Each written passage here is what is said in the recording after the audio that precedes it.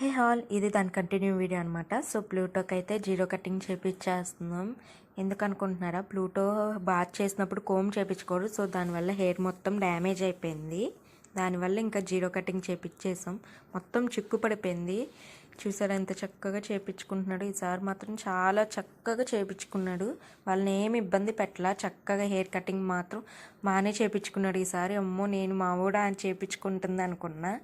So అది అయిపోయినాక skin మీద కొంచెం రెడ్గా కనిపించింది అక్కడక్కడ. సో దానివల్ల ఇంకేం చేసాం, మెడికల్ వాష్ చేపించేసాం. ఎందుకైనా మంచిది, మళ్ళీ ఏమైనా ఇన్ఫెక్షన్ అయిద్దేమో అని చెప్పి మెడికల్ వాష్ చేయించాం. బాగా చేయించినప్పుడు అసలు అయితే వాళ్ళని చాలా ఇబ్బంది పెట్టేశాడు, అస్సలు చేయించుకోడు. తర్వాత హెయిర్ డ్రైయర్ పెట్టారు, నెయిల్స్ కూడా కట్ చేయించేసాం కొంచెం.